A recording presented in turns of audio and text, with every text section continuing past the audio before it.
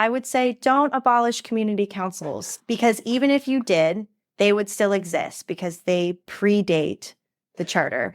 And if you don't like the way your community council is being run, you should go to your community council meeting every once in a while and maybe vote.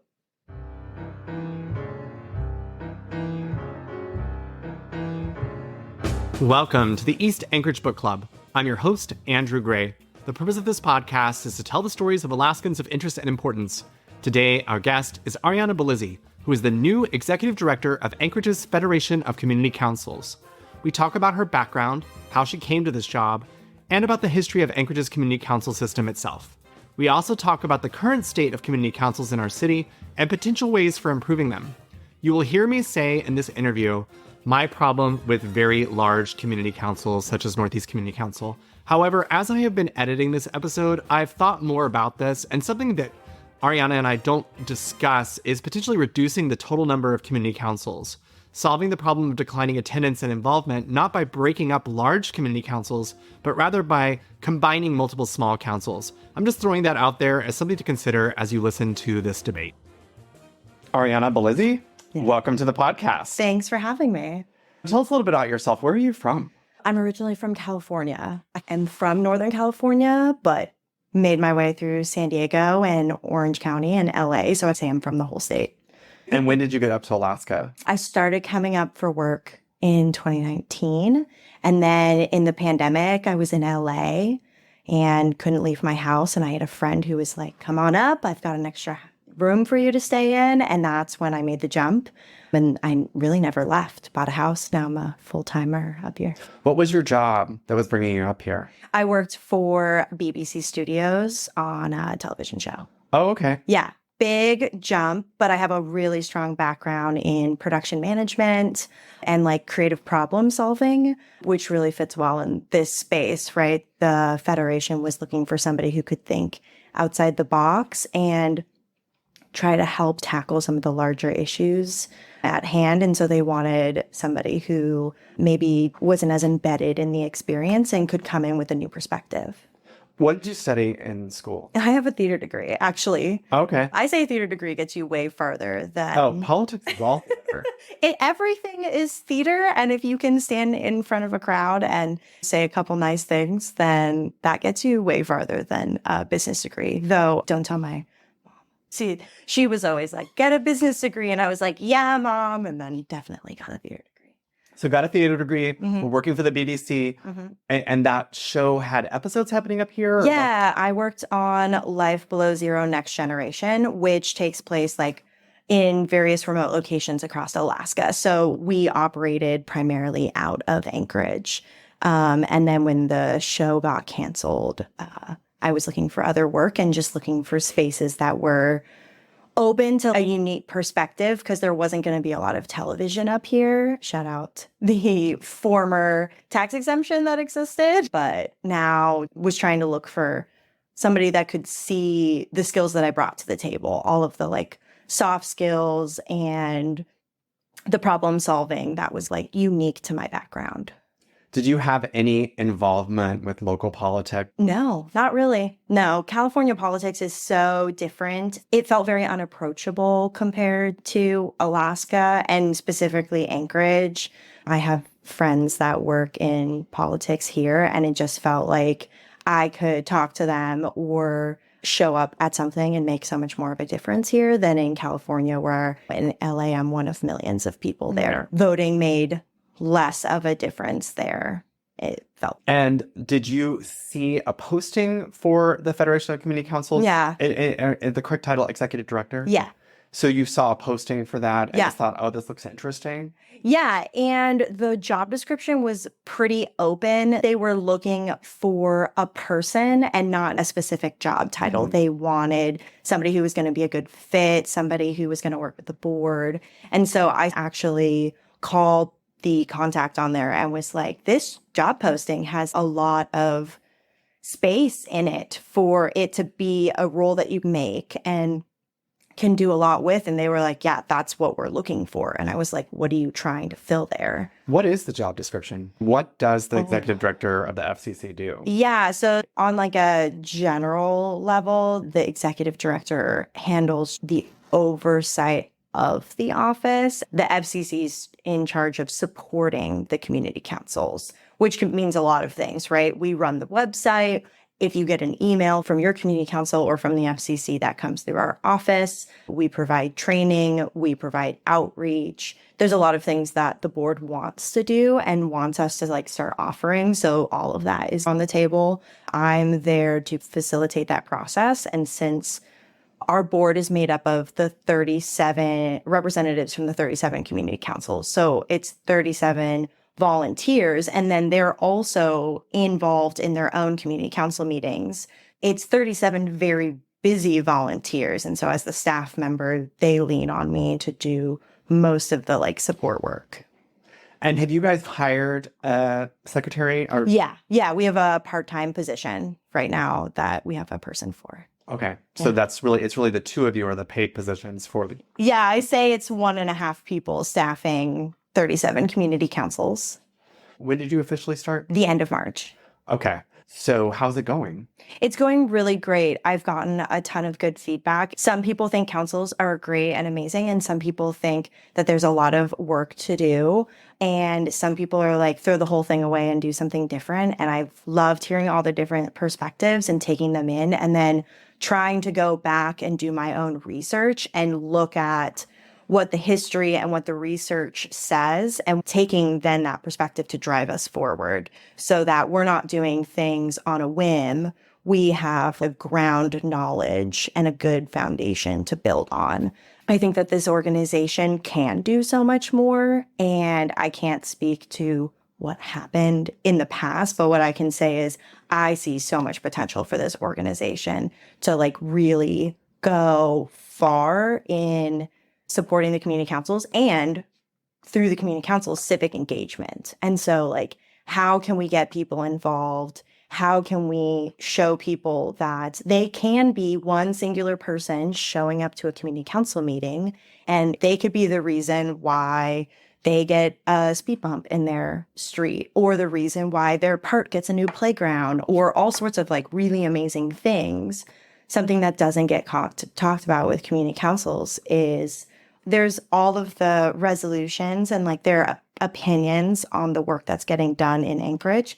But there's the whole other half, which is they push through millions of dollars of grants through volunteer efforts, making our parks better, making like roadways better, doing research on what's best for their areas, setting neighborhood plans.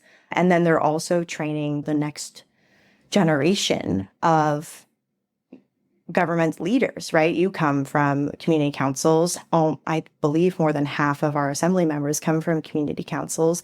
Many representatives historically and today come from community councils. It's a good training ground to get people used to the process in a very simple way. That's a very low barrier to entry. Because you said, I believe, that you joined your board after a meeting, essentially, right? So it's not like you had to spend 3 years prepping. And I want to talk about that because I think that is one of the areas of improvement. I think if you show up for 2 meetings in a row and that's considered so unusual that you should be on the board, that's speaking to some lack of engagement in some community councils. Absolutely. Let's talk about the history, though. You brought some documents from the founding of the Federation of Community Councils, which was part of the Anchorage Charter. So actually, they predate the Anchorage Charter. They existed in both the city and the borough and were recognized, and both of them had the process to create a community council going through. And I was listening to the charter. I was listening to the actual dialogue from the charter. 3 were in existence in the conversations during the charter, and then 3 were upcoming. And by 78, there were like 12, right? So the idea of the community councils predates the charter and was grounded in the original 2 governments before unification. And do you know how common or rare it is for cities to have a community council? It's pretty common. Most major cities, they don't all call them community councils. They call them neighborhood associations or neighborhood councils or civic associations. There's all sorts of names. It's pretty common. I would say in the 70s, there was like this large push for civic engagement. People felt like they couldn't go to their government officials and have a voice. And so this idea developed in that time to find ways to involve the average person in the process. And various governments relate to community councils differently, but generally they all serve the same three principles. They all promote citizen participation in government. They represent the diverse interests of their areas. They resolve community issues, and they advise the city on policies. Some do land use, some do utilities. Those kind of all relate differently. Some are part of government formally, and some are like ours, where they're outside but part of the process. And I would say some cities have tried to get rid of their councils. And in the case of Raleigh, they got rid of theirs, I believe, in 2019. A couple of their community councils continue to exist after they got rid of it. And this year in February, they reinstated the community councils. Seattle also got rid of their community councils, but their councils still exist, multiples of them. And in fact, I think a new one was just formed this year. So even though they're not recognized by the government, those organizations continue to organize and do good work through like grants and community meetings and awareness. That idea of wanting to like connect with your neighbors is a big stronghold in like today's government. I want to talk a little bit, and this might be too controversial. There was a longtime executive director who, long career, ended in a scandal. To just summarize for listeners, the previous executive director basically... Oh, he was the manager. Sorry. He was the manager, so that's different. Oh, half a dozen, 1/6 of the other, but just right. For the so the record. manager, he weighed in on a political matter. Basically, there was video, audio of him attending a meeting and expressing dislike of a particular assembly member. Sure. Expressing his dislike of a potential housing development. And this was a big deal. Yeah. Obviously, to those folks who wanted that housing development or supported that particular assembly member, then this was like completely unacceptable to have the paid head of the Federation of Community Councils expressing themselves in that way. Absolutely. And I don't know how much you knew about that scandal before you applied, or what your feelings are about it now and how that informs how you see the role. Or Sure. Yeah, I think I am aware of it. I think it's important to be aware of the history of the organization. And I've gone back and read the minutes before that person's tenure, right? There's been many directors or managers or different titles for essentially the same position. So there's been a number of different people who have had their own opinion. I think like any organization, you bring in a head staff member, and that's going to change the direction of the organization. The Federation was formally established shortly after, I think 78 technically, but it existed in the form of an organization called the Anchorage Action Council prior to that. And I think that any long organization is going to have its hiccups. It informs me now as an executive director to make sure that I am trying to not repeat what has happened in the past to the best of my ability, to try and remain as unbiased and also not get into the weeds on stuff as possible. It's such a fine line, though, because people are asking real questions about how they can help push their ideas forward in any capacity. And they just want help trying to change their neighborhood. And you have to ride that line, I'm sure, as a government official yourself. There are a lot of opinions, and you're always trying to find the middle of the road to try and let everybody be represented. Our organization is nonpartisan. I always say I don't have an opinion on anything. And so trying to just provide training for people when they're interested in promoting their interest for their neighborhood is what I'm doing, but not personally being involved. I'm going to go a little bit deeper on that. Go for it. Because I think some of the pushback that people would say is that, but of course you have opinions. Of course you have your personal beliefs about whether or not we need more housing or not. And I think in this particular case, there was a generational thing. Folks who tended to be older were resistant to new housing development, and younger folks were advocating for it. I think that people might look at you as a young person and assume that you agree with younger people. And Absolutely. Yeah, and having to navigate that, I think, could be tricky. Absolutely. People are going to make a lot of assumptions about me based off the way I look, as you do when you meet any person. The point is that I can't go and stand in front of an organization, in front of anybody, and be like, as the executive director of the FCC, I say this. First and foremost, I can't speak on behalf of councils. That's not our role. The Federation's role is support, not regulatory. It's built into our bylaws. It's built into the founding documents.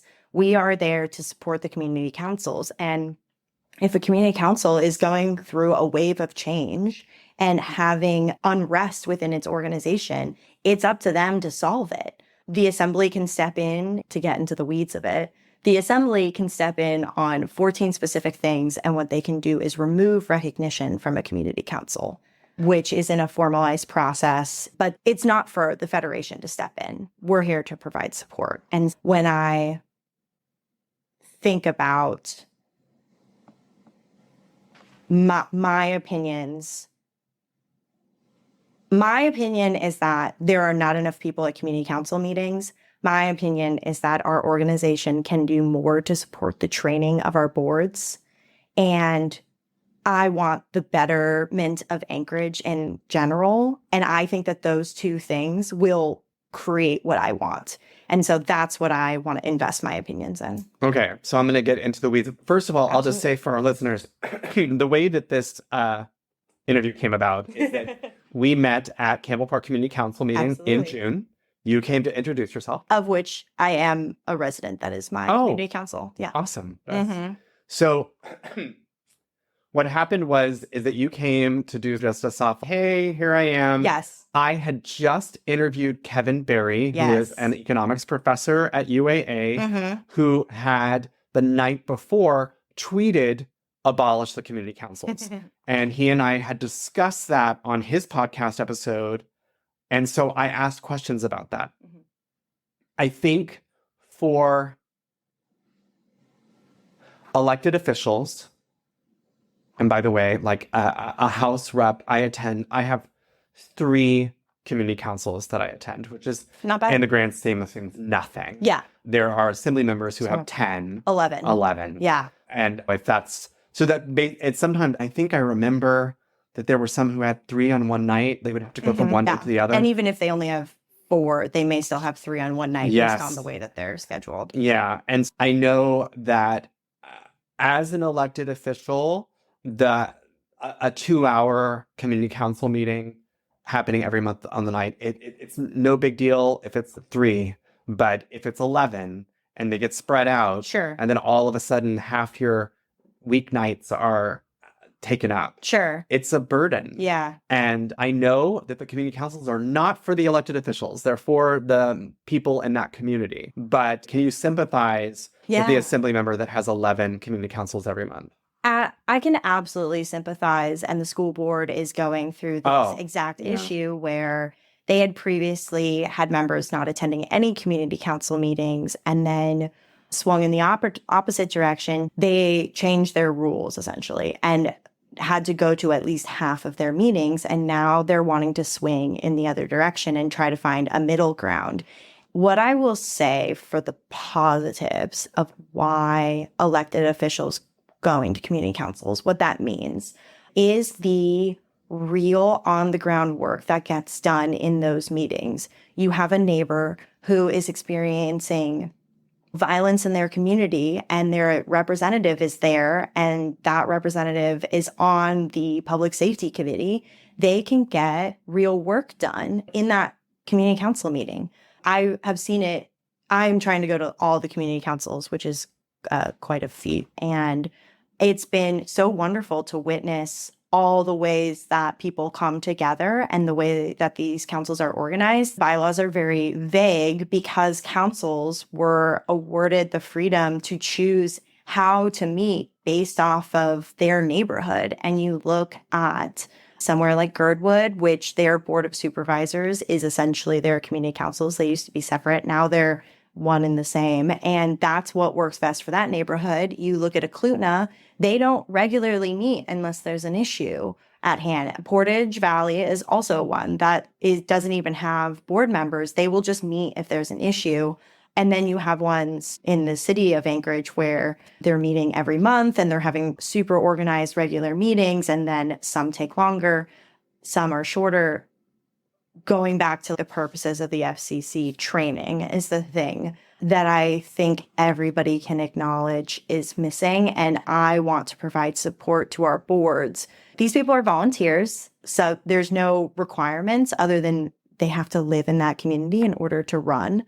And so they may not know the best way to lead a meeting. And I think you get some of those longer meetings because not every board feels empowered to rein in like conversation or how to say, that's a great conversation. We actually need to move that into a committee conversation. And I think there's councils who are doing really good work of staying within the time limit that they want. And I think that there's councils who want to be better. So the great thing about the councils is that they're supposed to be flexible meetings that the community can use to drive what interests them. We're going to get into the weeds. Absolutely. East Anchorage. So Northeast Community Council encompasses about 29,000 constituents, whereas Scenic Foothills, just south of it, it has about 7,000 constituents. Yeah. I have a text message from a board member on Scenic Foothills. Got it. And the feedback is the people with a community council that's representing 29,000 people, it's a very crowded meeting. There's people who feel like they don't have that sort of local feel that the community council was intended to provide. Sure. And then conversely, Scenic Foothills representing 7,000 people, they can't get enough volunteers to keep a full board. Sure. And so they're struggling. We know that this was a year of redistricting the community councils where there's discussion about changing the lines. We're still waiting on maps. Straight up. I represent University Area. Right. About taking part of University Area and moving that into Scenic Foothills. I know that University Area, those folks didn't want to move. They didn't want to change their community councils. So there's resistance to change it. People like where they're normally going. And I guess there's no way that's fair that Northeast Community Council is 29,000 people. Right. Community councils are given the right to self-organize. And again, I was listening to the original charter meetings and citizens at the time loved that they got to choose where the boundaries were, that they got to drive what their neighborhood meant for them. And what I would say is if there are people in Northeast or any community council who don't like what their boundaries are, they are empowered as part of the process to have that conversation and open it up. And there can be a large conversation. We could have a whole citywide conversation about redrawing community council boundaries and what that would look like. And what I would push for as part of that process is outreaching beyond the regular attenders and trying to do meetings that engage as many people as possible outside. I'd like to talk about that. Yeah. This is a generalization. Sure. Rich areas have a lot of participation. Poor areas have less. Sure. Yeah. To me, that's not an issue that the rich areas have advertised more. No. It's an issue that wealthier communities have more time. They have more bandwidth to be more involved in their local politics, and folks who are struggling to make ends meet, like they don't have the bandwidth to have that sort of involvement. So ultimately, to me, if you want more folks in poor areas to be involved, we need to make it so that they're not poor. But my job as a legislator, they need higher incomes. So the solution isn't, we need just sending more postcards to the poor area. Turn again. There's Zoom meeting allowing for 100 folks, and people don't make it in. Yet that's never happened in Himmel Park. We've never had 100 people, ever. I do think that there is a general lack of awareness of community councils as well. If you ask your average person who is not what I call inside baseball and working in this every day, they're maybe not going to know that if they have a problem with the liquor store down the street, that the place to solve that is the community council. They don't know that the levers of government also move on a very direct level. I think a lot of people are disenfranchised by government. They feel like it doesn't serve them, and they don't know that a place to re-engage in government is the community councils. And I think that you can flyer and try to work towards that purpose. I can't say that the FCC can solve every issue that comes to the table, because there's going to be interconnection. Of course, there's going to be socioeconomic reasons, but what we can try to do is keep short meetings that are 2 hours once a month on Zoom, so that if you're attending to your children, you can maybe tune in for an hour. You don't have to go to the whole thing in order to get what you want out of your council meeting. And I tell people, if you went to 6 meetings a year, which is 2 hours a month, so we're talking 12 hours out of your year, you would be more regularly attending than the average person. And you can go to one meeting and hear about what's happening at your school board and have one-on-one time. So you don't have to go to a school board meeting. You go to your community council meeting, you find out what's happening in your neighborhood, and you don't go again for 6 months. That community council is serving you at that time. So Berta Gardner, who went on to be a senator, she got her start in community councils. And the reason is not because she attended community councils regularly, but the Rogers Park area, they had a noise issue in a parking lot. Right. Noise that everyone in her neighborhood knew about, because it was a new phenomenon of this parking lot being filled with loud vehicles late at night. And so she was like, what do I do? How do we make this stop? She learned about the community council. She started going to community councils. She rallied the neighborhood to figure out a solution for this. And mission driven. Exactly. And they took care of it. And the people stopped coming. Sure. And I think some people would say that's a problem. Maybe that's not a problem. Maybe that's just the way it works. Campbell Park Community Council, when I got involved, it was because there was a potential 1,000 person homeless shelter that was going to be built at the corner of Elmore and Tudor. It was inside our bounds. It was happening in our community council. We had triple attendance during that. We did special meetings. Great. So I think it was maybe in July of 2021, we had 2 meetings in 1 month with triple attendance. But to be clear for our listeners, triple attendance for us was 30 people. We normally have 10. 10's our quorum. We're like starting late. We're having people's spouses come and like wave to the screen. So you'd be like, okay, we've got a quorum. We've got 10 people now. We can get started. So I think Scenic Foothills has the model of they have 4 scheduled meetings a year with the option for additional meetings if needed. And to me, that seems like that might be a better model. I think having a placeholder for when these issues spring up and the community needs to take action makes sense. But I think particularly in certain smaller attended community councils, the burden of staffing 12 meetings a year is perhaps too high. And I would say Basher is an example where they only have 4 meetings a year and they get great attendance for it. And so I would encourage every community council to look at your bylaws, look at your community, do some outreach, try to engage with people and see what works best. It's not set in stone. And if your community makeup has changed since your bylaws were set in the 60s or 70s, or you haven't done a bylaws update since the 90s, like make some changes. Look at what works best for your community. They're required by charter that they have to meet every once a quarter. I don't think that they have to meet more than that. Like I said, Portage is inactive at this time. They're a recognized community council, but they only meet if they need to, I had right? no idea Portage had a community council. They're What's their recognized. population? I think it's 10 homeowners. Wow. Yeah. So if that is what works for Scenic Foothills, I agree. I think that there's going to be people who come to the table who are issue driven. I was talking with Mountain View, and they had a bunch of people show up because the Boys and Girls Club stopped doing busing in their area, and it was a big deal. And so they let everybody know that they were having the Boys and Girls Club there, and they were going to have a big conversation about it. And they got a bunch of turnout, and they got a bunch of turnout for parents who don't normally go to these meetings. That is okay if some people are issue driven. I love issue driven people, and they can also leave, but the goal is that a percentage of those people will stick around. Bird is the perfect example of that.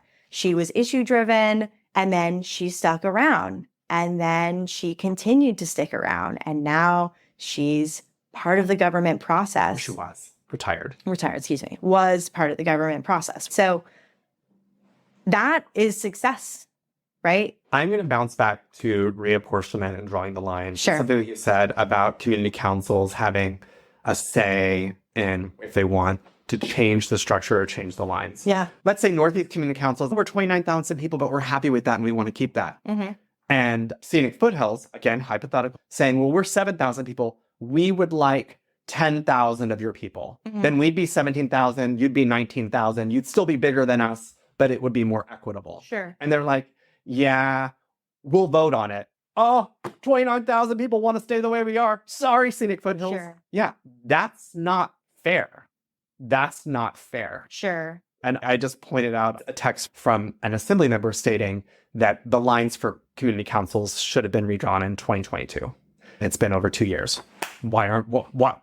We're still working on it. How many years does it take to draw those lines? Well, How many years does it take to redo them? My understanding with those particular lines, and I could be totally wrong, Mhm. but when I was listening to, I believe Daryl Hess, the ombudsman, was presenting in front of the Rules Committee, the community councils who were going to be moved had all agreed to it. Everybody was aware, and that we were waiting on the final maps for approval. So, like, the idea that there is inherently people saying no to moving lines, I am going to push back against. Okay. Do we have an estimated time when those will be approved? And who is doing that approval? And when will that happen? There is a delay due to municipal staffing that it's taking longer to get the map. So they had hoped it was like April, and then it was June, and now it's September. And then those go to the councils, they review and approve, and then I believe it goes back to the assembly for final approval.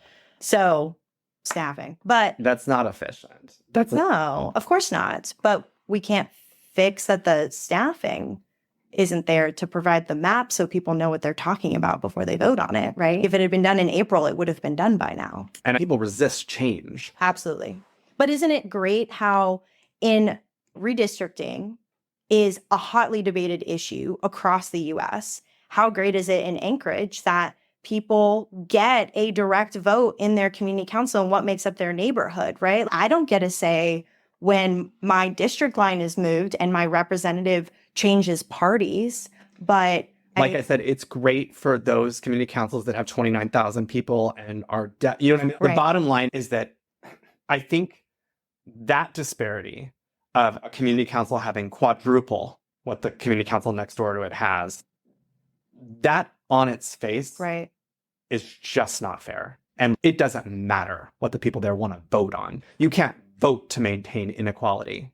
There are certain things that are morally right, Mm-hmm. and you don't determine that by majority rule. And just out of curiosity, what is, so I understand the inequality here with the Scenic Foothills being small and Northeast being big. Scenic Foothills doesn't have enough people to volunteer to maintain their board. Because it's 7,000 people. Exactly. Okay. 29,000 people. It's 3 Senate districts. It's 5 House districts. The purpose of the community council is that you get this one-on-one time with your 9 legislators. Sure. Like, that community council is unwieldy. And sure. I am not stating anything controversial to folks who have been a part of it. It's just, we've got to do something. I guess when I think about inequity, I don't think about that they have 9 representatives. I think about the socioeconomic makeup of that council. And I am not personally familiar on the facts and the makeup of Scenic Foothills versus Northeast. So I can't speak to the actual inequity going on there. Them having 9 representatives, it sounds like they just need a more efficient meeting. And if they want to come and get some resources, I'm really happy to work with them on that. Compare that to university area. University area has good attendance. I was a university area, I think, has been right-sized. I know they're about to change it. I know the lines are being drawn differently. Sure. But university area, the only House representative for university area is me. The only senator for university area is Forrest Dunbar. Right. There are 2 reports. There's 2 legislative reports. And I get that you've got your assembly lines, you've got your House lines. Right. It's complicated. Esplanade, I believe, has 8 assembly members representing it. That's not good. I'm just going to say it straight up. That's not good. But the way the assembly handles it is that they have a schedule and one assembly member shows up. And I think they do, it's like most of them get 2 times a year. What you're talking about is such a huge redraw. We can definitely talk about looking at the lines of everything. But when it was established, when community councils existed, and I'm sure when Northeast existed, that population was not what it is now, right? And so it has expanded and grown. They did not know how Anchorage was going to grow when they established it. But the important point about community councils is that they feel like they're a neighborhood who has an identity together that they want to work together and have community in, right? And if a group within Northeast decides that we actually want to section off, that can happen, right? Like, it's not even that far-fetched. It can happen tomorrow. Somebody could be like, I want this to change. All it takes is somebody instigating change. It's not unachievable. What I don't think should happen is that the assembly or another organization comes in and tells them to redistrict, because then it's not civic engagement. It's not coming from the people. It's not saying, we think our community looks different. It's coming from our elected representatives and them saying, we think your community should look like this. And that's just a difference of opinion on how we think civic engagement should work. Can I move to Tudor, right? They are right smack dab in the middle. They're happy with their representation. They're happy with their organization. They do have a board. We were going to absorb Tudor area. We were going to absorb them because Campbell Park has issues with not having enough folks. My understanding was that Tudor area had the same president for over a decade. Yeah. That it just made sense with a very small census, that it made sense for Tudor area to join Campbell Park Community Council. Right. I supported that 100%. My understanding is Tudor area doesn't want that. Great. So would you tell Scenic Foothills that they have to get absorbed into Northeast? If Northeast was smaller, if they were just like a little bit smaller and Scenic Foothills was only meeting once a year and they'd had the same president, would you reverse that? Or do they have a right to organize based off of what they believe their neighborhood makeup is and what makes their neighborhood? And if they're happy with it? I guess this gets to the issue. The people who are making these decisions are, for the most part, folks who've been attending for a very long time. Absolutely. There is not a lot of young people involved here. Yeah. And like you said, many young people don't even know that community councils exist. So my question is, should those people decide, no, we're not moving, we're not changing, we're keeping things exactly the way they are, when you've got all these disengaged people who live there, who don't have a voice and don't even know that it's happening? Right. Like you said, those people should be involved. How do you get the young people involved? We do everything we can to reach them. We do everything we can to lower the barrier to entry. We let them know that it's within their power, that they have every right to be there. We train boards on how to make it more welcoming. And I think about the community councils where they have had people who have been there for a long time. And I've talked to those people one-on-one and been like, how's it going? And they're like, for the love of all that is sacred, send me new people. If you can get more people to my meetings, I would love that. If I didn't have to serve for another term because someone was interested, I would love that. Please find me people. Please provide training. Please help us, right? They're asking for it. And so I'm doing right now everything I can as fast as I can as a single person, single staffer. The thing that you said earlier about if you could encourage somebody to go every other month, I'm wondering if there's some sort of way of creating best practices for a thriving community council. And maybe one of them is have scheduled meetings every quarter. Have additional placeholders on your schedule for additional meetings if needed. Because if you had less meetings, then maybe more people would show up. To push back against that, though, so the assembly meets twice a month, right? And they serve public notices to community councils as part of that process. And what I've been told by assembly members is that them taking the summer off is ridiculous, that the government process doesn't stop, right? So if community councils want to give feedback on what's happening in the government process, and again, just in regards to should they all meet every quarter? The government process doesn't stop. And so that won't work for every community council because they want to give feedback on what's going on. And if the assembly is going to move at a fast pace and not wait for councils, then they have to do what they can to respond, right? To stay engaged in the process. So that means meeting more often. For councils that are struggling, and there are some that are struggling, maybe they need to hear it from somebody. Hey, maybe you guys are trying to meet too often. Maybe that's not something they consider. And I'll use Campbell Park as an example because it's my home community council. I served on the board there. Right. Campbell Park took pride in being a community council that met 12 times a year, no matter what. Lots of pride in that. Sure. We have pushed back on that. We now meet 10 times a year. We took July off. We're taking December off. The point I'm making is that we are struggling with attendance. We're struggling to make quorum. Sure. Yeah, absolutely. I would say what I would love to do for Campbell is help them outreach, help them bring new people to the table, because I do think that there's enough residents there and that a lot of their residents aren't aware of what's going on. It's $25,000 to send a mailer out to everybody in the municipality. I would say in the municipality. I was going to say not in the district, because I do it all the time. I don't have that budget, right? What I will say is when the FCC was formally started, they got, and I have the numbers, it was $127,000 that year. In today's money, that's $611,000. And did they get it from the municipality? Yes. All of them funding for the Federation at this time comes through a grant from the municipality. In 2023, the budget for the Federation was $90,000.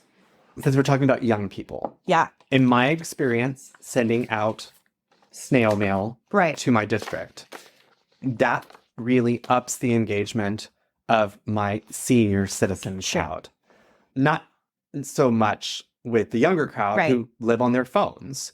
What about digital advertising? Yes. What about doing something that targets young people on social media? Absolutely. And again, our budget this year for that is $3,500. And that also includes, that money is essentially earmarked for the councils to be able to do their own individual postage. So if they want to send out a mailer, that's where that money goes. So the FCC, you get a couple $100s under that advertising line. So essentially no money for advertising.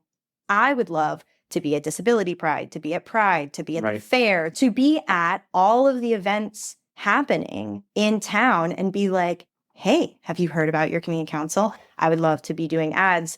Anchorage Housing Club is getting, I think, a lot of press right now, especially because they are attending assembly meetings and speaking. They're killing it. They're doing great. And so I want to partner with organizations like the Housing Club and other organizations. Brings us full circle. So when you do that, We were talking earlier about being nonpartisan, Right. not having a stance. Don't you feel like that you run the risk there of pissing off the folks that were supportive of the previous manager? My purpose is not to tell people how to use community councils. My purpose is to go to these organizations and be like, do you know that you as a nonprofit get a voice in community councils, that you can show up and vote as a nonprofit if you're doing business in that area? I think NeighborWorks is a great example. NeighborWorks works in multiple communities, is help working on the Reconnecting Fairview project, has staff in multiple areas. So I can go and be like, you should go. This is in your interest. As people who are engaged in government, you can go to your community council. And I think the way to avoid the partisan is that I go to as many groups as will have me. I don't limit it. And I think something that is a sticking point when it comes to community councils in particular is land use. And that gets into housing. And I think staying away from getting involved in that debate also helps. I have one last question. My first board position on Campbell Park Community Council was as the treasurer. The joke was that was my second meeting, and they were like, we need a treasurer. Yeah. Andrew, you should run for treasurer. And I was like, how much money do I manage? And they were like, $0. Yeah. And I was like, I'll take it. But in terms of a community council, perhaps wanting to do their own mailer, wanting to just send it out to their community council, can they do their own fundraising? Absolutely. So the Federation is currently working on updating its policies, but we essentially are the fiscal sponsor for all community councils. So you can make a donation to the Federation on behalf of your community council, and then can you earmark it for your community council? Yeah, we are in the process of finalizing that. Hopefully by the time this podcast comes out, it's finished. But essentially, yes, our purpose is to be able to support them so that they can fundraise. And many councils are interested in doing that exactly. So you have the bank account. So you could accept the donation. If we did a bake sale and we had $200 in cash, we could take it to your office and that could get deposited. And that's Campbell Park's money. Yep. And let's say that we learned that it was $2,000 for us to do a postcard to our whole district. Right. We reached that threshold. We could design our postcard and then we have that money. Yeah. Yeah. If you fundraise it, absolutely. Design it and we can help facilitate that process. Absolutely. Okay. Any last things you want to say to our listeners? Yeah. I would say don't abolish community councils, because even if you did, they would still exist because they predate the charter. And if you don't like the way your community council is being run, you should go to your community council meeting every once in a while and maybe vote. Yeah. And I will just end with Jane Ambeck. When I had this conversation, not in the podcast, off the record, that was her response as well, is that if community councils aren't working, don't abolish them, change them. Yeah, absolutely. And it's happened before. A lot of the old people started as young people taking over their community council. So they're not going to be that surprised when you show up and take over. Honestly, I think they'll love it. A lot of the old timers, they're ready to let go of the reins. Yeah. How do people find out what their community council is and when the community council meets? Communitycouncils.org. You can sign up there for the mailer for your district or for your council. You can find your community council. We have a map on that. We're working towards getting a new website, but you can find it. You can also call our office, 907-277-1977, if you need any help. Then we can help you figure out when your next meeting is and how to get involved. Arianna Bellizzi, thank you so much for being on the podcast. Thanks for having me. Thank you, listeners. If you like what you heard, please subscribe, rate, and review us. I am dropping a link to the Federation of Community Councils in the show notes, so you can find their website there. If you need to contact me, email rep.andrew.gray@akleg.gov, or you can call my office at 907-269-0123.